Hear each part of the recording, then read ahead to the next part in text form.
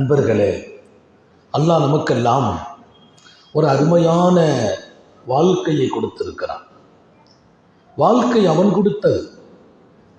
ரொம்ப சிந்தித்தால் என் வாழ்க்கையே ஒரு அமானிதம். அமானிதம் அதை எப்படி கையாள வேண்டும் என்று கொடுத்தவன் சொல்ல வேண்டும். என் வாழ்க்கை அவன் கொடுத்த அமானிதம். நான் இஷ்டமாக அதை ஆக்கலாமா? என் விருப்பத்துக்கேற்ப அதை கொண்டு செல்லலாமா? அவன் எப்படி கொடுத்தானோ, எப்படி இருக்க விரும்பினானோ அப்படி நான் வாங்குவதும் வாழ்வதும் அமானிதத்திற்கு செய்ய வேண்டிய கடமையும் கடப்பாடு. நல்ல ஞாபகம் வையுங்கள், அமானிதம் விசாரணைக்கு உரியது. என் வாழ்க்கையில் ஒவ்வொரு நிமிடமும் விசாரணைக்கு உரியது. சிறுபிராயம் விசாரிக்கப்படும், வாலிபம் விசாரிக்கப்படும். சிறுபிராயத்தில் பிள்ளைகளை விசாரிப்பதில்லை, பெற்றோர்களை விசாரிப்பான். வாலிபர்கள் வாலிபம் குறித்து விசாரணை உண்டு. வயோதிகம் விசாரணைக்கு உரியது. அல்லாஹ் நரைமுடி விழுந்தவர்களை வேதனைப்படுத்த கூட வெட்கப்படுகிறான். நாங்கள் சங்கல்லாஹி எவ்வளவு கருணை உள்ளவன். இன்னல்லாஹ யஸ்தஹி ஐயுஅஸிப லிஷைப். தலையிலும் தாடியிலும் நரைமுடி வெள்ளை முடி விழுந்ததா, அவர்களை வேதனைப்படுத்துவதற்கும் சங்கடப்படுத்துவதற்கும் அல்லாஹ்வே வெட்கப்படுகிறான். இங்கே நான் கேட்கிறேன், எனக்குள்ளே நரை விழுந்த போது, வெள்ளை விழுந்த போது எனக்கு வேதனை வருவதற்கு அவன் வெட்கப்படுகிறான் என்ற அந்த உயர்ந்த செய்தியோடு, நரை விழுந்த பின்னாலும் தாடியிலும் தலையிலும் வெள்ளை முடி விழுந்த பின்னாலும் இன்னும் அவன் கடமையில் நான் பலகீனமாக இருப்பதற்கு நான் வெட்கப்பட வேண்டாமா? வெட்கப்பட வேண்டுமா இல்லையா? என்னை தண்டிப்பதற்கு அவனுக்கு வெட்கம் இருக்கிறது. வயசாகி போனார் என்று. வயசான பின்னாலும் நான் அவனை மறந்தால், அவன் கடமைகளை விட்டு வெளியே போனால், ஷரியத்தின் வாழ்க்கையை நான் எடுக்காவிட்டால் நான் வெட்கப்பட வேண்டும் என்பதில் ரொம்பவே கடமை இருக்கிறது நமக்கு. எந்த முகத்தோடு அல்லாஹ்வின் தர்பாரில் இருக்க போகிறோம்? ஒரு நாள் மரணம் உண்டு. அது நான் பிறந்த போதே அறிவிக்கப்பட்ட செய்தி. பிள்ளைகள் பிறந்தால் வலது காதில் பாங்கு சொல்ல வேண்டும், இடது காதில் இகாமத்தையும் சொல்லிவிட வேண்டும். பாங்கு சொன்ன பின்னால் இகாமத்து உடனே இடது காதில். ஏன் தெரியுமா? உணர்த்தப்படும், உனக்கு பாங்கும் இகாமத்தும் சொல்லப்பட்டது. இகாமத்து சொன்ன பின்னால் தொழுகை தாமதம் இல்லை. இகாமத்து சொன்ன பின்னால் தொழுகை தாமதம் இல்லை. உனக்கு இனி ஜனாதா தொழுகை தான் மிச்சம் இருக்கிறது. பிறந்த போதே என் மௌத்தின் அறிவிப்பு என் காதில். வலது காதில் பாங்கு சொல்வதும் இடது காதில் காமத்து சொல்வதும் மார்க்கத்தின் நன்மக்களால் பதிவு செய்யப்பட்ட செய்தி. எனவேதான் ஜனாசா தொழுகைக்கு பாங்கும் இல்லை, இகாமத்தும் இல்லை, பிறந்த போதே சொல்லப்பட்டது. என்ன பாடம்? நீ மரணத்திற்கு தயாராக வாழு.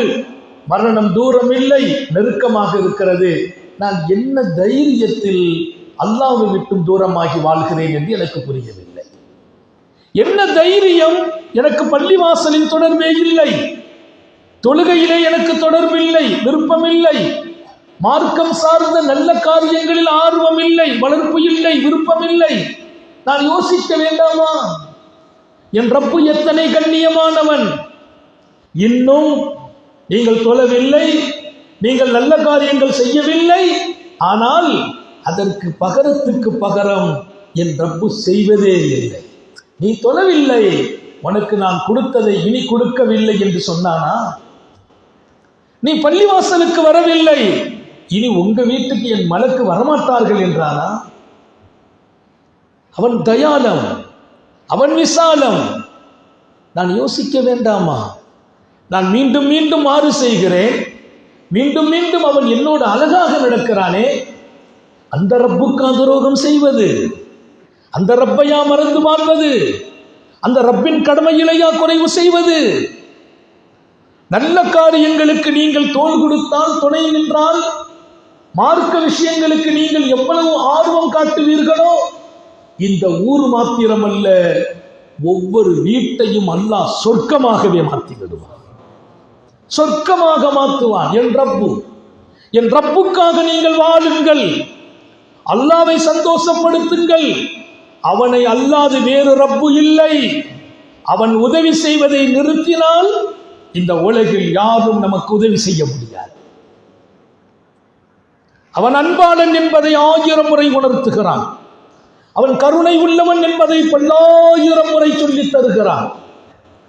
நாம் ஏன் இன்னும் நம்மை மாற்றிக்கொள்ளக் கூடாது என்று கேட்கிறேன். ஒவ்வொரு தனி மனிதர்களுக்கும் நான் பேசுகிறேன். எனக்காக பேசப்படுவதாக ஒவ்வொருவர்களும் உணர வேண்டும். தொழுகை என் கடமை, தொழுகை என் அமானிதம், தொழுகை என் இலக்கு, தொழுகை என் ரப்பு கிடைக்கும் இடம், தொழுகை என் சொர்க்கத்தை தீர்மானிப்பது, தொழுகை என் வாழ்க்கையின் ஒளி.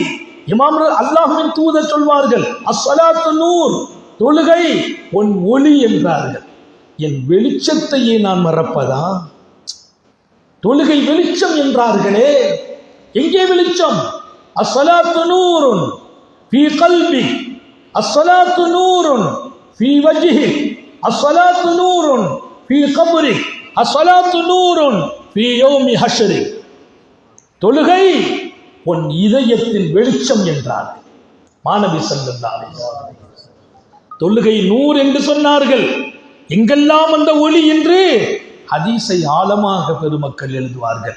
என் உள்ளத்தின் வெளிச்சமே தொழுகை. உள்ளம் வெளிச்சமானால்தான் நோயில்லாத உள்ளம் இருக்கும். உள்ளம் வெளிச்சமானால் ஆபாசங்கள் இருக்காது. உள்ளம் வெளிச்சமானால் அநீதிகள் இருக்காது. உள்ளம் வெளிச்சமானால் கவலைகளும் கஷ்டங்களும் இருக்காது. வெளிச்சமான உள்ளம் நிம்மதி தாங்கிய உள்ளம். ஏன் மறுக்கிறீர்கள் உள்ளத்திற்கு வெளிச்சம் வருவதை? உள்ளத்தின் ஒளி தொழுகை. அஸ்ஸலாத்து நூர். இமாம் முஸ்லிம் எழுதுகிற ஹதீஸ். தொழுகை ஒளி. எத்தனை பேர், நான் தாய்மார்களுக்கு கேட்கிறேன், எத்தனை வீடுகளில் தொழுகை இல்லை? எத்தனை இளைஞர்கள் தொழுகை விட்டு இருக்கிறோம்? பொறுப்பு வந்தும் கடமை வந்தும் வாழ்க்கையில் அவன் தினமும் ரிசுக்கு தருகிறான், தினமும் படுக்க வைக்கிறான், மீண்டும் எழுப்பி விடுகிறான். நான் பாத்ரூம் போனால் சிரமம் இல்லாமல் யூரினை வெளியாக்குகிறான், பாத்ரூமை வெளியாக்குகிறான். இன்னும் நான் அவனை மறப்பதா, தொழுகையை விடுவதா? நான் பாத்ரூம் போகும்போது அவன் யூரினை ஸ்டாப் பண்ணினால் டோட்டல் வாழ்க்கை கேள்விக்குறியாகிறது. யூரினை நிறுத்தினால் போதும் என் ரப்பு. அவன் நிறுத்தவில்லை. அவன் இரக்கமுள்ளவன். என் வாழ்க்கையின் வசந்தம் தொழுகை, என் எதிர்காலம் தொழுகை, என் நிம்மதி தொழுகை. ஸல்லல்லாஹு அலைஹி வஸல்லம் ஹஜ்ரத் பிலாலை கூப்பிட்டு சொன்னார்கள், கும் யா பிலால், பிலால் எழுந்திரியுங்கள், ஃபாரிஹினா பிஸ்ஸலாம், தொழுகையை கொண்டு எங்களை நிம்மதியாக்குங்கள் பிலாலே. அபூ தாவூதிலே இந்த ஹதீஸ் பதிவாகும். எங்களுக்கு நிம்மதி வேணும். உள்ளங்கள் நிம்மதிக்காக இயங்குகிறது. நீங்கள் வாங்க சொல்லுங்க, நாங்க தொழுகையில போய் நின்னால் நிம்மதி அடைகிறோம். நான் கேட்கிறேன், எங்கே நிம்மதியை தேடுகிறீர்கள்? சுபுகு தொழாமல் வீட்டில் தூங்கிவிட்டு எங்கே நிம்மதி கிடைக்கும்? அசர் தொழுகையில் எங்கோ சுத்தி கொண்டு விட்ட போது நிம்மதி எங்கே கிடைக்கும்? எத்தனை தொழுகை விடுபட்டு இருக்கிறது என்று யோசியுங்கள். அது என் கடமையா இல்லையா? ஒவ்வொரு தொழுகையும் குறித்து விசாரணை உண்டு என்று குர்ஆன் சொல்கிறது.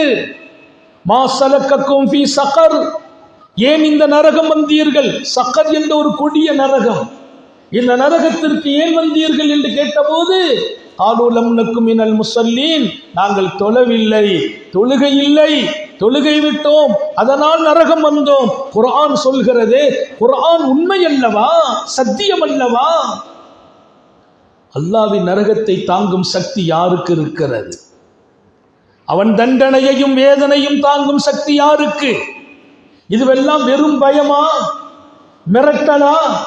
இல்லை உங்களை எல்லாம் குழந்தைகளுக்கு பூச்சியை சொல்லி, பாம்பை சொல்லி, பள்ளியை சொல்லி பயம் காட்டி சாப்பாடு கொடுப்பதை போல் அப்படி ஒரு பயமா இது? பயம் காட்டுவதா இது?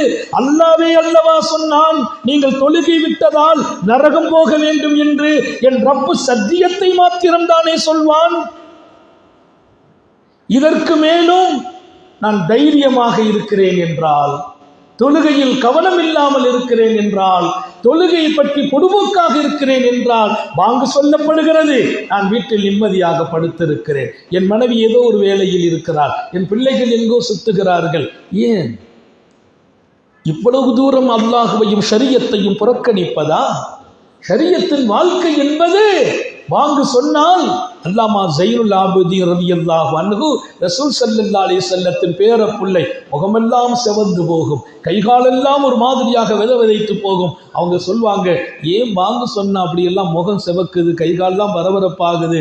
ஒன்றும் இல்லை, அல்லாஹ்வின் கடமை வாங்கு வந்து விட்டது, கடமை வந்து விட்டது, அந்த கடமை நான் செய்யாமல் ஏதாவது ஆயிடுமோன்னு பயமா இருக்கு. வெற்றி வேணும் என்று யாருக்காவது சந்தேகமா?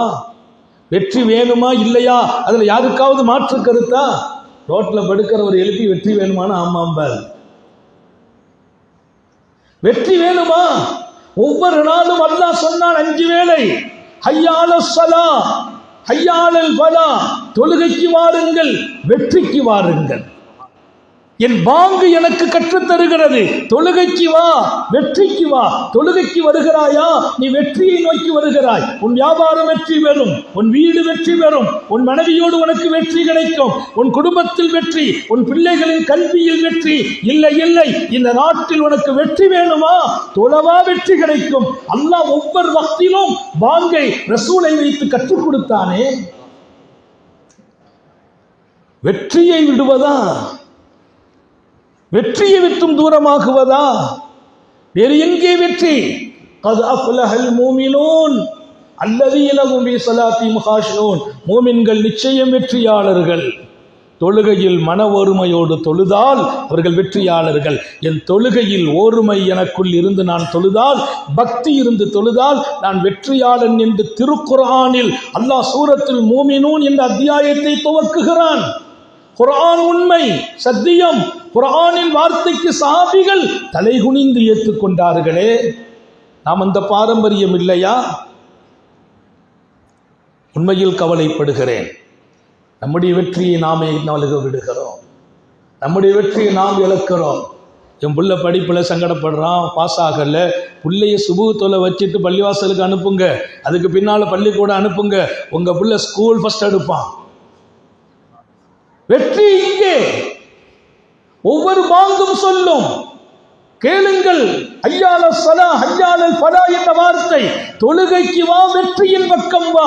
தொழுகைக்கு வரும்போதெல்லாம் நீ வெற்றியின் பக்கம் வருகிறாய் என்று பகிரங்கமாகத்தான் அறிவிக்கப்படுகிறது. யாரோ ஒருவர் அறிவித்ததல்ல, வானவர்களை வைத்து அல்லாஹ் இந்த சமுதாயத்திற்கு கற்றுக் கொடுத்த ஒன்றுதான் பாங்கு. பாங்கு சும்மா சொல்லுங்கன்னு சொன்னது இல்லை.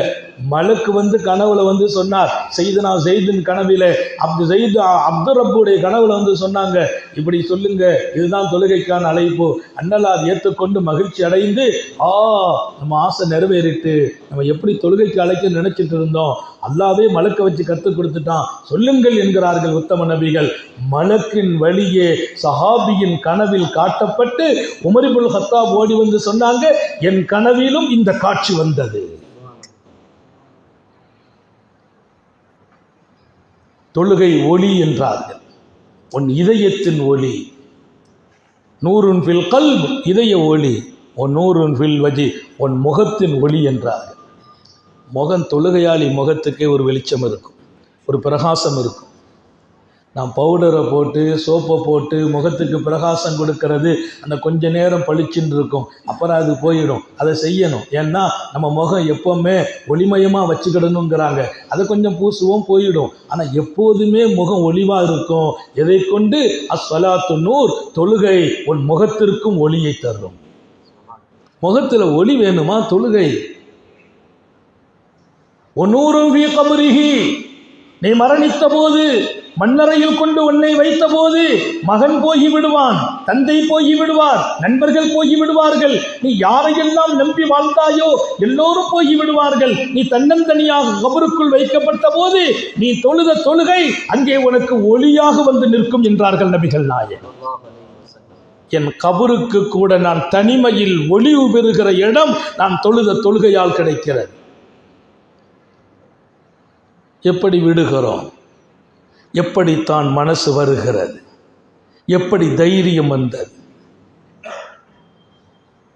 என் ஆசை, இனி இந்த பகுதியில் இதை கேட்கிறவர்கள் யாரும், எங்கே எத்தனை ஆயிரம் மக்கள் கேட்பார்களோ எல்லோருக்கும் சொல்கிறேன், இனி ஒரு தொழுகை என் வாழ்க்கையில மிஸ் ஆகக்கூடாது. அல்லாஹ் தௌஃபீக் செய்வான். தொழிலில் யாரும் கேட்க போகிறது இல்லை. மனைவி கொஞ்ச நாள் சொல்லுவாங்க, விட்டுருவாங்க. மனைவியும் தொலை போகிறது இல்லை, நாமும் தொழிலில் போயிடுவோம். ஒரு நாள் நம்முடைய வாழ்க்கை முடியும் போது இத்தனைக்கும் சேர்த்து மண்ணறையில் கேள்வி உண்டு. யாருமே இல்லை, என்ன பதில் தான் சொல்வோம்? என்ன பதில் சொல்வோம்? அங்கே சத்தமிட்டால் யார் வருவார்கள்? தயாராக வேண்டாமா? நான் வியாபாரத்திலே பரக்கத்தில்லை, தொழுது விட்டு வியாபாரத்துக்கு செல்லுங்கள். வியாபாரம் பரக்கத் என்கிறார்கள் பெருமக்கள். என் தொழுகையால் தொழிலிலும் பரக்கத், தொழிலிலும் வெற்றி. ஒரு அலட்சியம் காட்டப்படும் இடம் தொழுகைக்கு இருக்கக்கூடாது இல்லையா? எதிலேயோ அலட்சியம் காட்டுவதை போல் தொழுகையிலும் அலட்சியம் காட்டினால் அது எவ்வளவு ஆபத்தானது, ஆரோக்கியமற்றது, அல்லாஹ்வின் அதிருப்திக்குரியது. தொழுகையில கவனம் மாறின போதே சாபாக்கள் துடிச்சு போயிட்டாங்க. கொஞ்சம் கவனம் மாறுச்சு. அன்சாரி சஹாபி ஒருத்தர் தொழுகிறார். அவருடைய வசந்த தோட்டத்திலே நின்று தொழுகிறார். அது ஒரு வசந்த மாளிகை, தோட்டம் மாதிரி இருக்காது. சுத்தி சுத்தி சுத்தி சுத்தி மரங்களும் கனிகளும் பூத்து குலுங்குகிறது. அந்த ரம்யமான இடம், அற்புதமான காற்று, மனம், கனிகள் எல்லா இடத்திலும். அவர் தக்பீர் கட்டி தொழுதவருக்கு ஒரு பார்வை அப்படியே பார்க்கிறார். அந்த பார்வை கனியின் பக்கம் போயிட்டு எவ்வளவு அழகா இருக்குது என்று பெருமிதப்பட்டார். அங்கே இருக்கிற கனிகளும் பழங்களும் அவருக்கு பெருமிதத்தை கொடுக்குது. தொழுகையில தக்பீர் கட்டின பின்னால்தான் கொஞ்சம் அப்படி கவனம் அப்படியே சுத்துச்சு. விடமாட்டானே, தொழுகையில் அல்லாஹ்வை அடையணும். சைத்தான் விடுவானானா விடமாட்டான். 1000 கவனம் வெளியில் போகும். இமாம் அபூ ஹனீஃபா ரஹ்மத்துல்லாஹி அலைஹி வாழ்க்கையில் நான் படித்தேன். ஒருத்தர் ஓடி வந்தார் ராத்திரி. இமாமுல் ஆலம் அவர்களே, என்னுடைய ஒரு பெரிய அமானித பொருளை வச்ச இடம் எங்கேன்னு தெரியல. இன்னொரு செய்தியிலே என்னுடைய சாவியை வச்சேன், எங்கே வச்சேன்னு தெரியல. இமாமுல் ஆலம் சொன்னாங்க, நன்கு ஒழுவு செய்துவிட்டு போய் நின்று தொழுவாயாக. நன்கு ஒழுவு செய்துவிட்டு தொழு, ரொம்ப நேரம் தொழு, எத்தனை ரக்காத்து முடியுமோ தொழு. அந்த சாவி வச்ச இடம் அல்லாஹ் நினைவுபடுத்திடுவான்னு. இவர் போனார், தக்பீர் கட்டினார், உதவு செய்தார். அதுக்கு பின்னால் தக்பீர் கட்டினார், தொழுதார். முதல் ரக்காத்திலேயே ஞாபகம் வந்துட்டு, முதல் ரக்காத்திலேயே வேகமாக தொழுகையை முடித்து அபூ ஹனீஃபா தூங்குவாங்களேன்னு காலையில் வந்தார். இமாம் கரெக்டாக தான் சொன்னீங்க, நான் தக்பீர் கட்டினோன்னு வச்ச இடம் ஞாபகம் வந்துச்சு.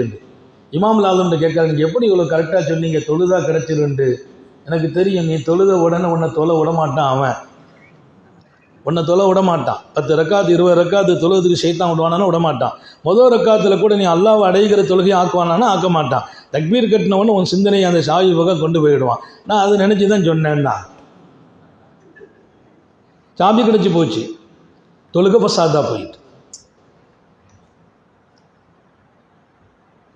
என்னை அல்லாஹ்வை விட்டும் தூரமாக்குகிற சபதம் எடுத்தவன் ஷைத்தான்.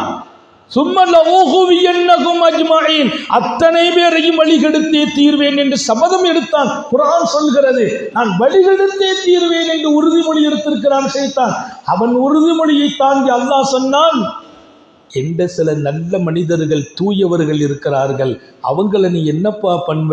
அதற்கு அவன் பதில் சொன்னா, இல்லா இபாதக்கல் முஹ்லசீன், அந்த தூய்மையானவர்களை கிட்ட நான் டச்சே பண்ண மாட்டேன். அல்லாஹ் அந்த கூட்டத்தை நம்மை ஆக்கி வை. அவன் டச் பண்ண மாட்டேங்கிறான். ஷைத்தானே சொன்ன வாக்கு குர்ஆன் பேசுகிறது. இல்லா இபாதக்கல் முஹ்லசீன், பரிசுத்தமும் தூய்மையும் நிறைந்த உன் அடியார்கள், அவங்க கிட்டலாம் நான் போனால் நான் கரிஞ்சு போயிடுவேன். ஷைத்தானின் சவாலுக்கு நான் சவாலாக வாழ வேண்டாமா? அந்த அன்சாரி சாஹிபி தக்பீர் கட்டினார், தொழுதார். அந்த ரம்மியமான மரம், அந்த சூழல், அவருடைய கவனத்தை கொஞ்சம் திருப்பி அந்த பழங்களை பார்த்துட்டு சுஜூத்துக்கு போயிட்டு எழுந்திருக்கும் போது ரக்காத்து எத்தனைன்னு மறந்துட்டார். 2 3 4 ஒரே குழப்பம். தொழுகையை முடிச்சுட்டு மனசு கேட்கல, ஓடி வருகிறார் சையதுனா உஸ்மான் இப்னு அஃபான் ரலியல்லாஹு அன்ஹு தர்பாருக்கு. அன்னைக்கு அவங்க தான் நாட்டினுடைய கலீஃபா. உஸ்மான் இப்னு அஃபான் தான் அன்னைக்கு நாட்டினுடைய கலீஃபா, பெருமானார் ஸல்லல்லாஹு அலைஹி வஸல்லத்தின் கலீஃபா. அவங்க இருக்கிறாங்க ஆட்சி பொறுப்பில். ஓடி வந்தார், அப்பா கலீஃபத் ரசூலில்லாஹ் ஸல்லல்லாஹு அலைஹி வஸல்லத்தின் கலீஃபா அவர்களே, நான் தொழுதேன் என்னுடைய வசந்தமான தோட்டத்தில். அந்த பழங்கள் எல்லாம் அறுவடை காலம் ரொம்ப அழகா இருந்துச்சு. பார்வை அங்கே போச்சு, ரக்காத்து எத்தனைன்னு விட்டு போச்சு. என் தொழுகை பெரிய குழப்பமா போச்சு. நான் ரொம்ப சங்கடப்படுறேன், மனசெல்லாம் உடஞ்சி போயிட்டேன், என்ன செய்யணும்னு தெரியல அப்படின்னா. நீ என்னப்பா செய்ய போற? ஒன்றும் செய்யலை, எனக்கு அந்த தொழுகையை கெடுத்த அந்த தோட்டம் இனி வேண்டாம், நீங்கள் அல்லாஹ்வின் பாதையில் அதை தர்மமாக ஏற்றுக்கொள்ளுங்கள். ஒரு தொழுகையில் எத்தனை ரக்காத்து என்ற கவனம் மாத்திரம் மாறியதால், அதற்கு இந்த தோட்டம் காரணமாக இருந்ததால், இந்த தோட்டமே வேண்டாம், நலவுகளின் பாதைகளில் இதை ஆக்கிவிடுங்கள், இதை தானமாக்குங்கள், தர்மமாக்குங்கள், எத்தனை பேருக்கு கொடுக்க வேண்டுமோ கொடுத்து விடுங்கள், இனி இந்த தோட்டத்துக்குள் நான் நுழையவும் மாட்டேன், இந்த தோட்டத்தை அனுபவிக்கவும் மாட்டேன். ஏன்? இது என் ரப்பை விட்டும் என் தொழுகை விட்டும் என்னை தூரமாக்கியது என்கிறார். தொழுகையை விடல, தொழுகை விடுறதுக்கு தோட்டம் காரணம் இல்லை. தொழுகையில கொஞ்சம் கவனத்தை அந்த தோட்டம் பறித்து விட்டதால் தோட்டம் வேண்டாம். என் தொழுகையை எத்தனை ஆயிரம் முறை எத்தனை காரணங்கள் பறித்திருக்கிறது. நான் அதை பற்றி கவலைப்பட்டேனா? தொழுகைக்கு வந்தேன், யாரோ ஒருத்தர் என் ஃப்ரெண்ட்ஸ் வந்தார், அவரோட பேசினேன், அப்படியே அந்த தொழுகை மிஸ் ஆகிருது. தொழுகைக்கு வந்தேன், ஒரு ஃபோன் வந்துச்சு, அந்த ஃபோன் என்ன அப்படியே அலோன்னு இழுத்து கொண்டு போயிட்டு அவர்கிட்ட பேசிக்கிட்டே ஜமாத்தெல்லாம் க்ளோஸ் ஆகிட்டு. எத்தனை என்னுடைய கைபேசிகள் என் தொழுகை விட்டும் என்னை தடுத்து இருக்கிறது. எத்தனை நண்பர்களால் தடுக்கப்பட்டேன், எத்தனை சுகமான தூக்கத்தால் தடுக்கப்பட்டேன், எத்தனை வியாபாரங்களால் வெளிச்சிந்தனைகளால் பள்ளிவாசலை விட்டும் விலக்கி தூரமாக்கப்பட்டேன். நான் என்ன மனிதன் என்று கேட்கிறேன். சஹாபாக்களுக்கும் நமக்கும் எத்தனை தூரம் இருக்கிறது, எத்தனை தூரம் உணருங்கள் என்கிறேன். பரிசுத்தமான மனிதர்களாக நான் அங்கீகரிக்கப்பட வேண்டும். பரிசுத்தமான மனிதர்கள், ஷைத்தான் நம்மை விளையாடவே மாட்டான். ஆக மிகப்பெரிய பாக்கியம். என் ஷரியத்தின் வாழ்க்கையின் முதல் அம்சமே தொழுகை. தொழுகைதான் என் ஒளி. வயோம ஹஷரிக், நாளை மறுமையில் மஹ்ஷர் மைதானத்தில் நீ வந்தால், மஹ்ஷர் மைதானம் எங்க போகணும்? திக்குமுக்காடி போய் நிற்போம், என்ன செய்யணும் ஏது செய்யணும். கொஞ்சாரி நிற்பாங்க, அவங்க என்ன கண்டுகொள்ளவே மாட்டாங்க. என் மகன் நிற்பான், அவன் கண்டுகொள்ள மாட்டான். யௌம யஃபிர்ருல் மர்உ மின் அஹீஹி வ உம்மிஹி வ அபீஹி வ ஸாஹிபத்திஹி வ பனீஹி. எல்லாரும் அவங்க தங்க காரியத்தை பார்த்து ஓடுவாங்க. மகனை கண்டு தந்தை ஓடுவார், தந்தை கண்டு மகன் ஓடுவார். ஏன்? என் நன்மை என்ன, என் கெதி என்ன, என் கேள்வி என்ன, என் பதில் என்ன, என் ரப்புடைய தர்பாரில் நான் என்ன சொல்ல போகிறேன் என்கிற கவனம்தான் எல்லோருக்கும் இருக்கும். மகனுக்கு தந்தை ஒத்துழைப்பு செய்யும் இடத்தில் இருக்க மாட்டார், மனைவிக்கு புருஷன் தோள் கொடுக்கும் இடத்தில் அங்கே நிற்க மாட்டார். அந்த இடத்தில் என் பெருமான் சொன்ன வார்த்தை அஸ்ஸலாத்து நூர், தொழுகை ஒளி என்றார்களே நன்மக்கள். 4வது இடம் யௌம ஹஷர், நாளை மறுமையில் மஹ்ஷர் மைதானத்தில் உன்னை எழுப்பப்பட்ட போது இந்த தொழுகை உனக்கு ஒளியாக நின்று வழிகாட்டும். என் தந்தை வழிகாட்ட முடியாத நேரம், என் மனைவி வழிகாட்ட முடியாத நேரம், என்னை கண்டு என் பையன் ஓடும் நேரம், என் மகன் ஓடும் நேரம், என் தொழுகை எனக்கு ஒளியாக இருக்கும். நான் தொழுகையை விடுவது அது அறிவாளியின் உடைமையா? யோசிக்க வேண்டாமா? அல்ஹம்துலில்லாஹ், வாழ்க்கையில் மாபெரிய சக்தி நம்முடைய தொழுகை. நம்முடைய நிம்மதி தொழுகையில், நமது சந்தோஷம் தொழுகையில், நமது வெற்றி தொழுகையில். நம்முடைய வீடு ஆபாதா மகிழ்ச்சியா இருக்கணுமா? நீங்கள் தொழுகையை விட்டு விடாதீர்கள். உங்கள் வீட்டு பெண்களை தொழுகையாளிகளாக, உங்கள் பிள்ளைகளை தொழுகையாளிகளாக மாற்றுங்கள். உங்கள் வீட்டில் எல்லோரும் தொழுகிறீர்களா? உங்கள் வீட்டில் சண்டை வராது, பிரச்சனை வராது. இதற்கெல்லாம் மேலால் உங்கள் வீடு நிம்மதி தரும் பூங்காவாக மாறும். அல்லாஹ் எல்லாருக்கும் தௌஃபீக் செய்வானா. 2வது பெரிய அம்சம், என் வாழ்க்கையில் எனக்கு எப்போதுமே ஒரு நிறைவான எண்ணமும் விரிவான உள்ளமும் இருக்க வேண்டும். நிறைவான எண்ணம், விரிவான உள்ளம், கொடுக்கும் மனசு இருக்காது. கொடுத்தவர்கள் குறைந்து போக மாட்டார்கள். என்ன என்கிட்ட இருக்கு நான் கொடுக்கறதுக்கு? அதல்ல. எங்கிட்ட என்ன இருக்கும் அதில் கொஞ்சம் கொடுத்தால் கொடுத்ததில் அல்லாஹ் பரக்கத் செய்கிறான். எனக்கு என்ன இருக்கிறது நான் கொடுப்பதற்கு இல்லை, எது இருக்கிறதோ அதில் கொஞ்சம் கொடுத்தேன், அதில் அல்லாஹ் பரக்கத் செய்கிறான். அப்துர் ரஹ்மான் இப்னு அவ்ஃப் வல்லல் நபியின் தர்பாரில் வந்து நிற்கிறார். ஒண்ணுமே இல்லை, ஒரு புதிய வியாபாரம். கொஞ்ச காலம் பால் வியாபாரத்தை கொண்டு போய் பஜாரில் துவக்கிறார் மதீனாவில். அதை கொண்டு வந்து கொஞ்சம் லாபம் இருக்குது, அதை கொண்டு வந்து கொஞ்ச காலம் தான் இருக்குது. அவரே மக்காவிலிருந்து வந்து இருக்கிறார். ஒரு வீட்டில் உட்கார்ந்து குடியிருக்கிறார். மதீனா சஹாபியின் வீட்டில் இருக்கிறார். சொந்த வீடு இல்லை, சொந்த வீடு இல்லை, சொந்த வியாபாரம் எல்லாம் இன்னும் பெருசாகவில்லை.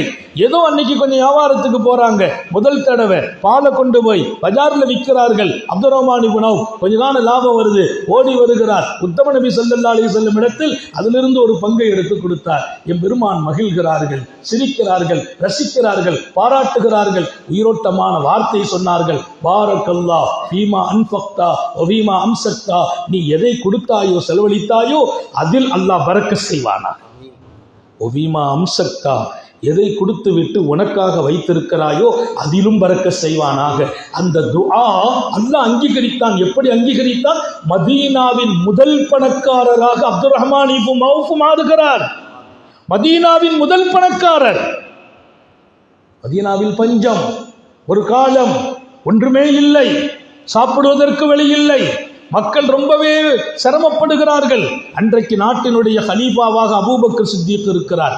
முதல் ஜனாதிபதி அபூபக்கர் சித்திக் ரலியல்லாஹு அன்ஹு. ரொம்ப கஷ்டப்படுறாங்க மக்கள்.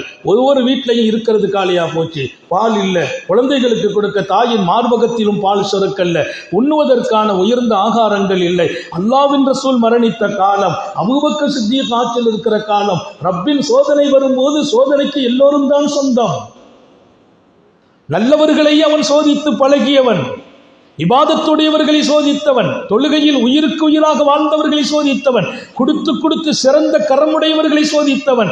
ஒண்ணுமே வாழ்க்கையில் அல்லாஹ்வுக்கு நமக்கு சம்பந்தம் இல்லாமல் போனால் அவன் சோதனையும் வேதனையாக மாறும். அவங்களுக்கு சோதனை ரஹமத்தா மாறுச்சு. அல்லாஹ் நம்ம எல்லாருக்கும் தௌபீக் செய்யட்டும். உங்கள் மீது உள்ள அன்பால் சொல்கிறேன், ஷரியத்தின் வாழ்க்கை எனக்குள் வருவது என்பது அது என்னை மேலும் மேலும் உயர்த்துகிற ஒரு வாழ்க்கை. நான் திடீர்னு ஏதாவது ஒன்று அல்லாஹ் என்ன அழைச்சிக்கிட்டான் கண்ணை மூடுறேன்னா எப்படி மூடுவேன்னா மகிழ்ச்சியாக கண்ணை மூடுவேன். அதான் வேணும். அப்போ ஒருத்தர் ஒன்றும் பண்ண முடியாது. மறுத்து ஒரு கால் வருது, நிம்மதியாக கண்ணை மூடிடுவேன். ஏன்? பிள்ளைங்களுக்கு செய்ய வேண்டியதை செய்துட்டேன், மனைவிக்கு செய்ய வேண்டியதை செய்துட்டேன், இதுக்கெல்லாம் மேலால் அல்லாஹ்வுக்கு என்னென்ன செய்யணுமோ நான் செய்துட்டேன். அல்ஹம்துலில்லாஹ். அதெல்லாம் வாழ்க்கை. நான் போற போது மனைவியை திருப்திப்படுத்திட்டேன், பிள்ளையை திருப்திப்படுத்திட்டேன், சொந்த பந்தங்களை திருப்திப்படுத்தி விட்டேன் என்று சொல்லிவிட்டு அல்லாஹ்வை திருப்திப்படுத்தாமலே போனால் அது நல்ல வாழ்க்கையா? நிம்மதி காற்றை நான் சுவாசிக்க வேண்டும், வாழும் போதும் வாழ்க்கையின் கடைசி மூச்சை விடும் போதும். அல்லாஹ் எல்லாருக்கும் தௌபீக் செய்வானா. ஒரு பெரிய மனிதர்களாக நாம் மாற வேண்டும். நமது இலக்கு மிக பெரியது, நம்முடைய திட்டம் உயர்வானது. நான் ஒரு மனிதன் மாத்திரமல்ல, புனிதனாக வேண்டும். அதற்கெல்லாம் மேலால் என் ரப்பு சந்தோஷப்படும் மனிதனாக நான் மாற வேண்டும். மதீனாவில் பஞ்சம், எத்தனை பெரிய பஞ்சம்! கொடுத்தவர்கள் சாப்பிடுவதற்கும் வழி இல்லாத பஞ்சம். எங்க பார்த்தாலும் 2 3 நாள் 4 நாள் 5 நாள் பல நாள். அப்துராம் அப்போ நேரத்தில் நேராக மக்கள் எல்லாம் மொத்தமாக கூடி வந்துட்டாங்க அபூபக்கர் சித்திக்கு தர்பாரு. அப்பா, நாட்டினுடைய ஜனாதிபதி கலீஃபாட்ட, அப்பா முடியல, பச்சளம் குழந்தைக்கு கூட பால் கொடுக்க வழி இல்லை, பச்சளம் குழந்தைக்கு ஒன்றும் இல்லை, என்ன செய்யணும்னு தெரியல. நாளைக்குன்னு சொன்னாங்க அபூபக்கர் சித்திக்கு. ஒன்றும் முடியலை, கடைசி கட்டம், ஒன்றுமே இல்லை. வீடுகளில் டப்பாக்களில் போட்டு வைத்திருந்த பேரிச்சம்பழங்களும் காலியா போனது. நாளைய உணவு அல்ல, இன்னைக்கு உணவுக்கு வழி இல்லை என்று போய் நிற்கிறாங்க. அபூபக்கர் சித்திக்கு சொன்ன ஒரே ஒரு வார்த்தை, நீங்கள் திரும்பி செல்லுங்கள், திரும்பி செல்லுங்கள். இன்று மாலை பொழுது வருவதற்கு முன்பு அல்லாஹ் பிரச்சனையை தீர்த்து உங்கள் வீட்டில் சந்தோஷங்களை தருவார். என்னங்க அது வார்த்தை? சுத்தி பார்த்தா ஒரு பக்கம் ஒன்றும் தெரியல, வானத்திலிருந்து மழை இறங்குற மாதிரி தெரியல. மழை இறங்கினாலும் நாளைக்கு விவசாயம் உடனே கிடைக்காது, அது ஒரு 3 மாதம் 4 மாத காலம் தேவைப்படும். அபூபக்கர் சித்திக்கு சொன்ன பதில் என்ன? நீங்கள் வீடு திரும்புங்கள், இன்று மாலை பொழுது வருவதற்கு முன்பு உங்கள் வீட்டில் வசந்த காலங்கள் ஏற்படும். பிரச்சனைகள் தீர்ந்து போகும், உங்கள் பிள்ளைகளுக்கும் வீட்டுக்கும் உணவு கிடைக்கும்னாங்க. எல்லாரும் அந்த வார்த்தையை நம்பிட்டாங்க. அபூபக்கர் சித்திக்கு சொன்னா உண்மைதான் வந்துட்டாங்க. நான் எல்லாருக்கும் தெரியுது ஒண்ணுமே இல்லை, ஏதோ நடக்க போகுது, அற்புதம். மாலை நேரம் வந்து குவிகிறது. எல்லையிலிருந்து ஏராளமான ஒட்டகம், அத்தனைக்கு மேலாலும் உணவுகள், எல்லாம் பூரா உயர்ந்த பாலுகள், நெய், இன்னும் உணவு சமையல் பொருள்கள் வெளிநாட்டிலிருந்து இங்கே மிகப்பெரிய மாணவியின் அன்பு தோழரின் சொந்த பொருள் அத்தனையும் வந்து குவிகிறது. மதீனத்தின் வியாபாரிகள் பூரா தெரிந்து ஓடி வந்து வாசல்ல இருக்கிறாங்க. பாவா வந்திருக்கிறது, எல்லாமே வந்து விட்டது, நீங்க எங்கள்கிட்ட கொடுங்க, மக்கள் பஞ்சத்தில் இருக்கிறாங்க, ரேஷன் முறைப்படி நாங்க எல்லாத்துக்கும் கொடுத்துட்றோம். அவங்க சொன்னாங்க, எனக்கு லாபம் வேணுமே, எவ்வளவு தருவீங்க? 1க்கு 2 லாபம் தரோம்னா, 1க்கு 2 லாபம் தரோம், இல்லை பத்தாதுன்னாங்களா. இங்க பஞ்சகாலம், எல்லாருக்கும் கொடுக்கணும், எனக்கு லாபம் பத்தாது, அப்போ 1க்கு 3 தரம் பத்தாது, 4 தரம் பத்தாது, 5 தரம் பத்தாது. அவங்க சொன்னாங்க 5க்கு மேலே லாபத்தை கொடுத்து நாங்கள் என்ன செய்ய முடியும்? சொன்னாங்கலாம் ஒன்றுமில்லை, 1க்கு 10 தருவதா ஒருத்தர் வாக்கு கொடுத்தார், அவர்கிட்ட நான் தர்றேன்னு சொல்லிட்டேன். நான் 1க்கு 10 தரேன்னு சொல்லிட்டாங்க. நான் 1 கிலோ அரிசி கொடுத்தா அதுக்கு 10 கிலோ அரிசி பகரமாக தரேன்னு ஒருத்தன் சொல்லிட்டான். அவன்கிட்ட வாக்கு எனக்கு அவன் கொடுத்துட்டான், அதனால இதை நான் அவன்கிட்டே ஒப்படைச்சிட்டேன். அப்படி யாருங்க 1க்கு 10 தருவா? என் ரப்புன்னா. பஞ்சாபில் ஹசனத்தி பலகு அஷுர் அம்சாலிஹா, 1 கொடுத்தால் 1க்கு 10 என்று அல்லாஹ் சொன்னான்.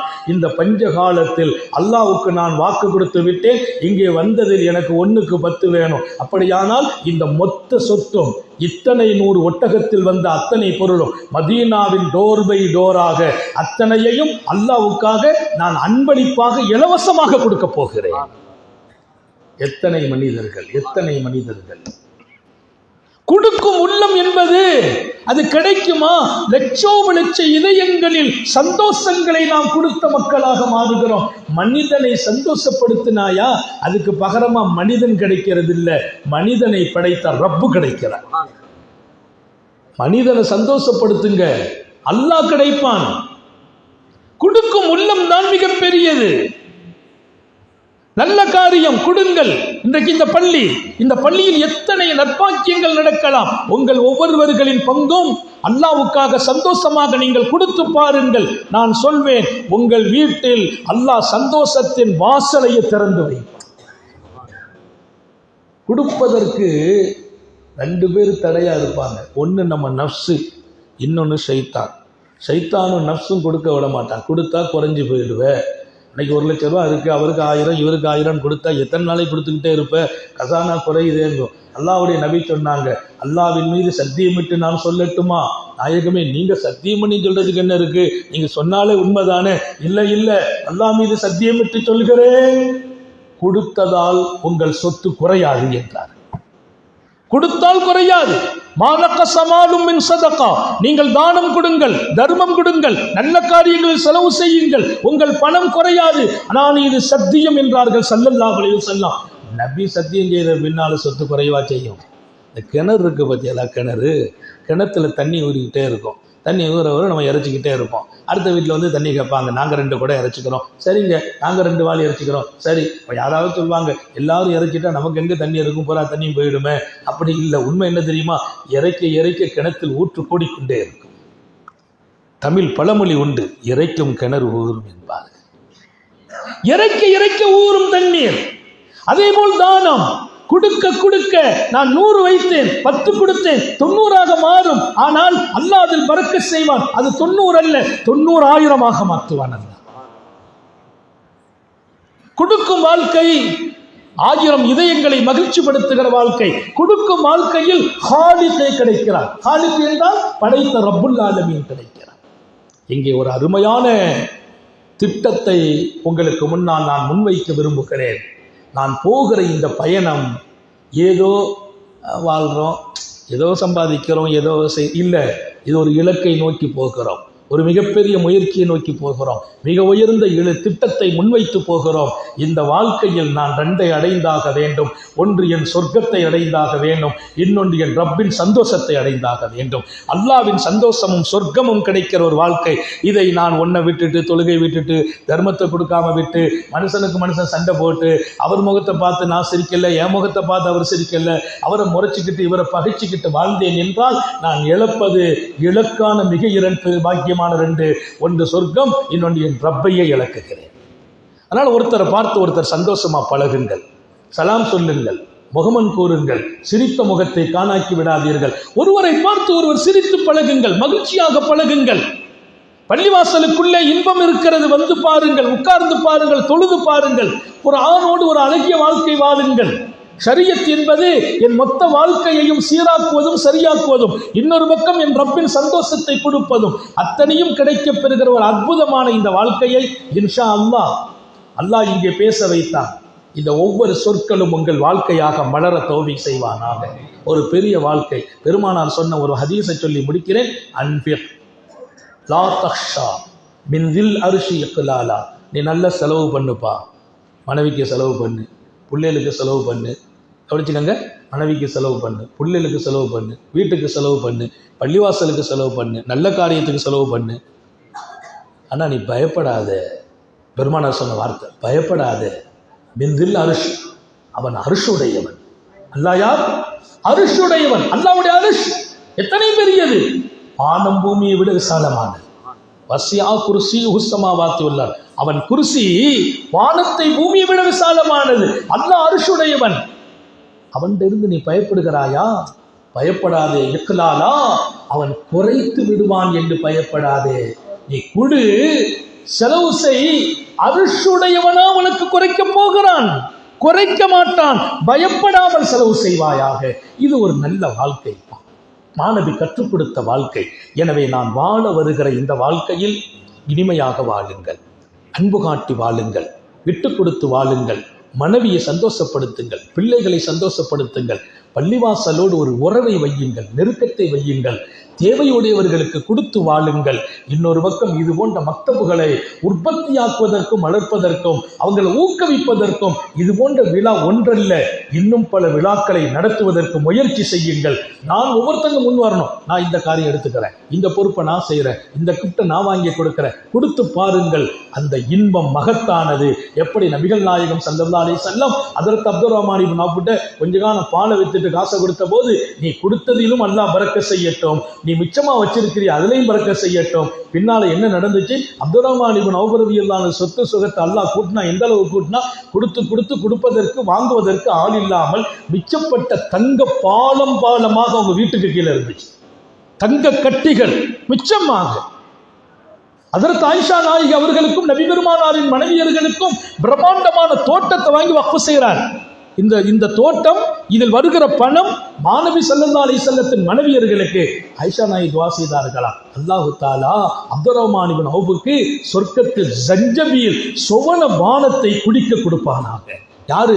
நபியின் மனைவி ஆயிஷா துஆ செய்றாங்க. ஏன்? அவர் எங்களுக்காக, எங்கள் மனைவி நபியின் மனைவிமார்களுக்காக பிரம்மாண்டமான தோட்டத்தை மாசத்துல 10,000 ரூபாய் வரக்கூடிய வருமானத்தை கொடுத்துட்டு போனாங்க. இதை நபியின் மனைவிமார்கள் அனுபவிக்கணும்னு சொல்லி அல்லாஹ் சொர்க்கத்தின் பானத்தை தான் அப்துர் ரஹ்மானுக்கு குடிக்க கொடுக்கணும்னு சொன்னாங்களா. நீங்கள் கொடுத்து பாருங்கள், 1000 இதயங்களின் நல்ல துவா உங்களுக்கு கிடைத்துக் கொண்டிருக்கிறோம். எனவே விரிந்து வாழ்வோம், விசாலமா வாழ்வோம், கொடுத்து வாழ்வோம், 1000 இதயங்களை சந்தோஷப்படுத்தி வாழ்வோம், அல்லாஹ்வையும் சந்தோஷப்படுத்தி வாழ்வோம். தொழுகை தான் என் இலக்காக ஆக்குவோம். தொழுகை இல்லாது ஒரு நாள் இருக்க வேண்டாம், ஓதாமலும் ஒரு நாள் இருக்க வேண்டாம். ஓதுங்கள் குர்ஆனை, திக்ரை, ஸலவாத்தை, அஸ்தக்ஃபிருல்லாஹ் தினமும் 100 தடவை ஓதிருங்க. காலையில் 100 தடவை அஸ்தக்ஃபிருல்லாஹ், மாலையில 100 தடவை அஸ்தக்ஃபிருல்லாஹ். நீங்க ஓதினால் பாவம் மன்னிக்கப்படும், பரக்கத்து கிடைக்கும், கஷ்டம் தீரும், எல்லாவற்றுக்கும் மேலால் உங்கள் வாழ்க்கை சந்தோஷமாக இருக்கும். அஸ்தக்ஃபிருல்லாஹ் காலையில 100, மாலையில 100. இப்படி ஓதாமல் ஒரு நாளும் இருக்க வேண்டாம், தோலாமலும் ஒரு நாளும் இருக்க வேண்டாம். அல்லாஹ் அத்தகைய வாழ்க்கையிலும் யாவருக்கும் தருவானாக, பொருந்திக் கொள்வானாக, நம்முடைய ஹயாத்தில் பரக்கத் செய்வானாக, சுகத்தில் பரக்கத் செய்வானாக, நிம்மதியின் வாசலை திறந்து வைப்பானாக, சோதனைகளில் இருந்து பாதுகாப்பானாக, கெட்ட முடிவுகளில் இருந்து பாதுகாப்பானாக, விடும் மூச்சும் எழும் பேச்சும் அவன் சிந்தனையாக்குவானாக. ஓடும் இரத்தத்திலும் அவன் அன்பு கலந்து ஓடச் செய்வானாக. நாம் பெற்ற பிள்ளைகளை கண்குளிர்ச்சியாக்கி வைப்பானாக. நம்முடைய பிள்ளைகளின் கல்வியில், ஈமானில், அமலில், ரிஸ்கில் அல்லாஹ் பரக்கத் செய்வானாக. நம்முடைய பிள்ளைகளுக்கு உரிய காலத்தில் பொருத்தமான ஜோடிகளோடு திருமணங்களை நசீபாக்குவானாக. திருமண வாழ்க்கையில் கணவன் மனைவிக்கு மத்தியில் சந்தோஷத்தை தருவானாக. ஒருவர் இன்னொருவரோடு விட்டு கொடுத்து வாழச் செய்வானாக. குழந்தை இல்லாதவர்களுக்கு குழந்தை பாக்கியத்தை வழங்குவானாக.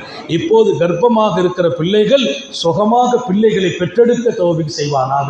தாயையும் பிள்ளையையும் ஹயாத்தாக்கி வைப்பானாக. நீண்ட நெடிய நாட்கள் நோய் நொடிகள் இல்லாமல் உடல் ஆரோக்கியத்தோடு மனநிறைவோடு இன்பத்தோடு அல்லாஹுவை நின்று வணங்கி வழிபட்டு வாழும் நசீபையும் பாக்கியத்தையும் எல்லாம் அல்ல அல்லாஹ் உங்களுக்கும் எனக்கும் நம்மை ஈன்றெடுத்த தாய் தந்தையர்களுக்கும் நமது மனைவி மக்கள் உற்றார் உறவினர் யாவருக்கும் கொடுத்தருள் புரிவானாக. நமது உயிரினும் மேலான கண்மணி ஹாத்தமுன் நபியின் சர்க்காரை ஆலம் சுந்தர நபிகள் ஸல்லல்லாஹு அலைஹி வஸல்லம் அவர்களை கனவிலும் நனவிலும் கண்டுகளிக்கும் பெரும் பாக்கியத்தை அல்லாஹ் நம் எல்லோருக்கும் கொடுத்தருள் புரிவானாக என்ற நல்ல துஆக்களோடு உங்கள் எல்லோருடைய துஆவை ஆதரவைத்து இப்படி இந்த மாதிரி நல்ல பணிகளை ஊக்குவித்து கொண்டிருக்கிற இமாம்களை எந்த காரணத்திலும் அவங்க ஊரை விட்டு வெளியில் போய் விட்டுறாதீங்க. தக்க வையுங்கள். அவர்களோடு தோள் கொடுங்கள், துணை நில்லுங்கள். அவர்கள் எல்லா காரியங்களுக்கும் நீங்கள் முன்னில்லுங்கள். அவங்க ஏன் வெளியில் போகிறாங்க? அவங்க போயிடக்கூடாது. ஏன்னா ஒருத்தங்க வந்து பிள்ளைங்களை சரி பண்ணிட்டாங்க, அவங்க மிஸ் ஆகிட்டாங்கன்னு அடுத்து இன்னொருத்தங்க வந்து சரி பண்ண நாளாகும்.